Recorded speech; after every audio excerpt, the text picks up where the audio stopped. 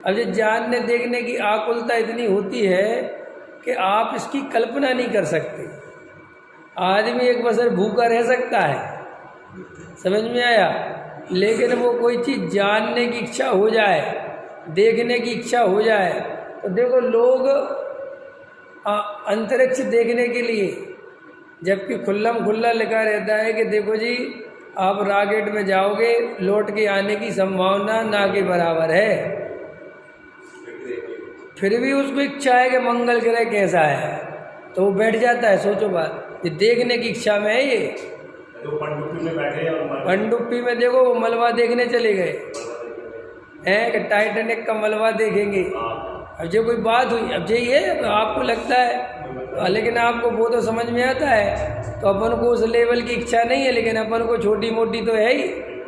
अपन शिवपुरी जा ही रहे ना, और रखा क्या है शिवपुरी में, समझ में आएगा भाई, इच्छा, समझ में आया। और मैं तो बिल्कुल नहीं जाता अगर प्रवचन नहीं होता तो, समझ में आया। क्यों कि क्या क्या देखना, भीड़ को देखने जाते हो और क्या देखने जाते हो, है क्या धर्म तो आत्मा के आश्रय से होना है। ये तो तुम अपने मन को नहीं जी, धर्म का काम है जी, ये सब ऊपर ऊपर के रंग रोगन है।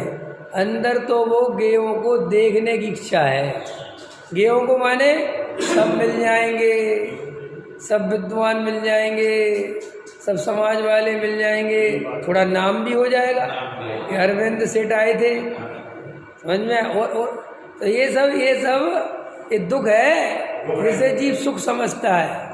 अब ये दुख है और समझता सुख है, इसका नाम मिथ्यात्व है। लोग पूछते ना मिथ्यात्व, ये है मिथ्यात्व, समझ है दुख और लगता सुख। और क्या है मिथ्यात्व, और सुनो, जाता खोटे अभिप्राय से है और उसमें शुभ भाव का लेप करके उसे बढ़िया बना लेता है। कहता है जी हम तो शुभ भाव के लिए जी, धर्म का काम है जी।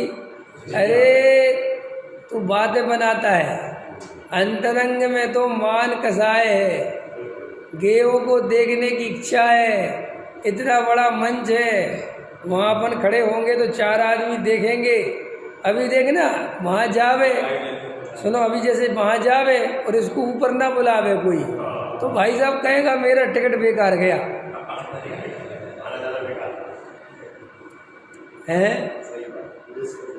ऐसा है स्वरूप, समझो ध्यान से।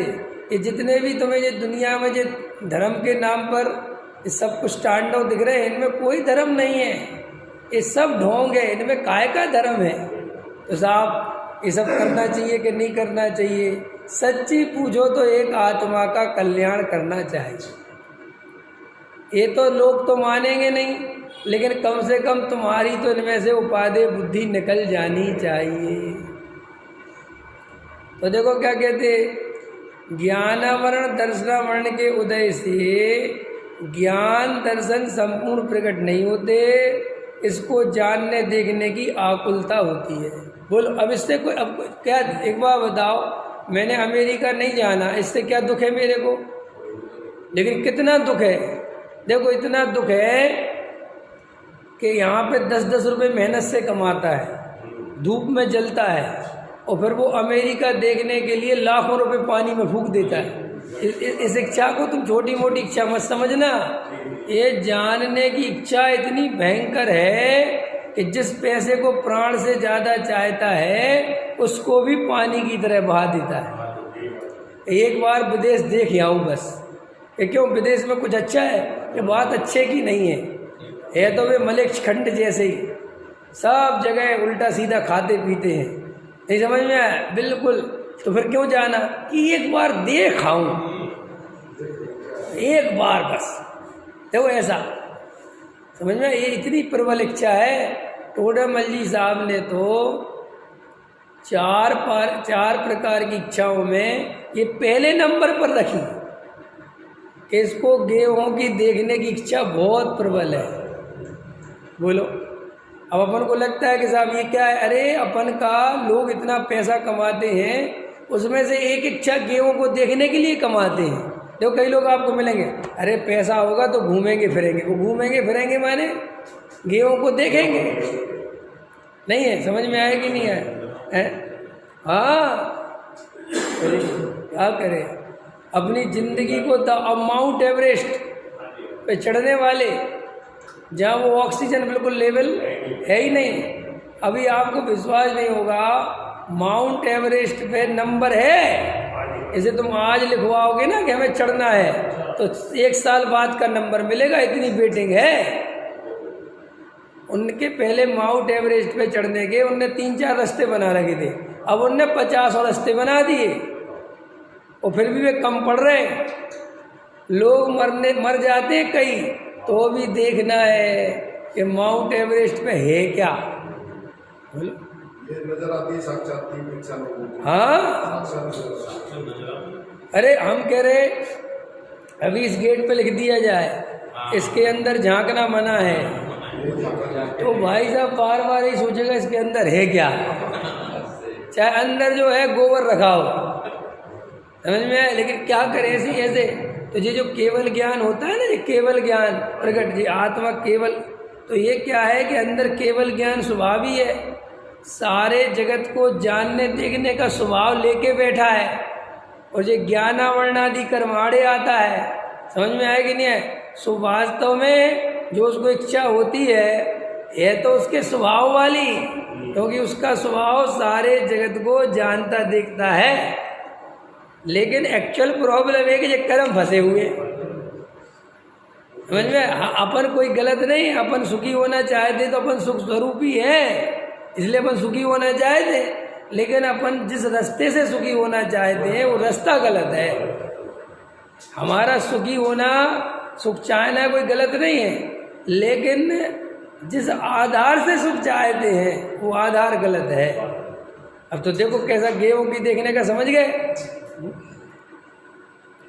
और देखो, अथवा यथार्थ संपूर्ण वस्तु का स्वभाव नहीं जानता, तब रागादि रूप होकर प्रवर्तता है, वहाँ आकुलता होती। अब ये भी एक टोडामल जी ने बताया कि देखो फिर क्या होता है कि जैसा वस्तु का स्वरूप है वैसा नहीं जानता, और वैसा नहीं जानता तो विशेष प्रकार के रागादि भाव होते हैं। विशेष प्रकार के रागादि भाव माने मिथ्यात्व सहित रागादि भाव, एक तो बिना मिथ्यात्व के रागादि भाव और एक मिथ्यात्व सहित रागादि भाव।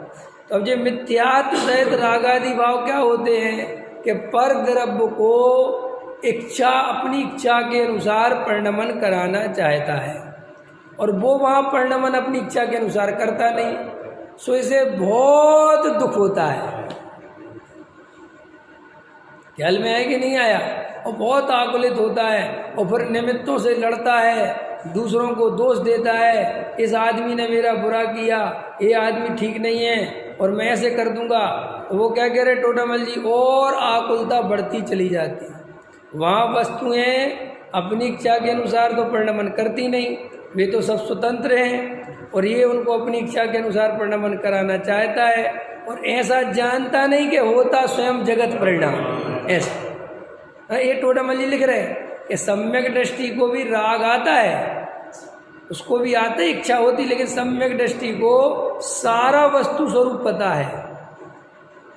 तो राग आया तो अंदर से श्रद्धान है कि ये राग आया, ये दुख रूप है। देखो कितना श्रद्धान है, अरविंद जी बात मत करो, यहाँ देखो कितनी चीज़ों का क्लियर है उसको।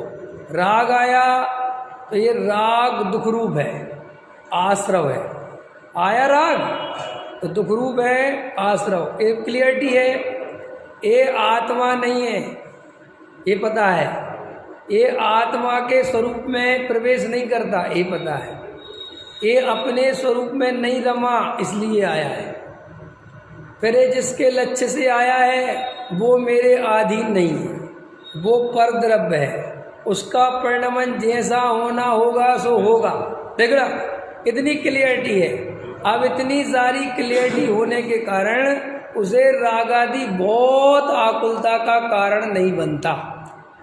समझ में? राग तो आया, लेकिन उसे पता है कि परिणमन तो जैसा होना है वो वैसा होगा।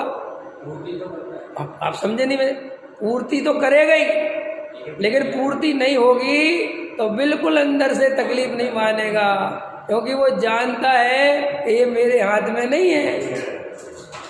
जैसे हम मान के चलो मुझे पैसे वाले बनने की इच्छा है, लेकिन मुझे अंदर पता है कि पुण्य का उदय होगा।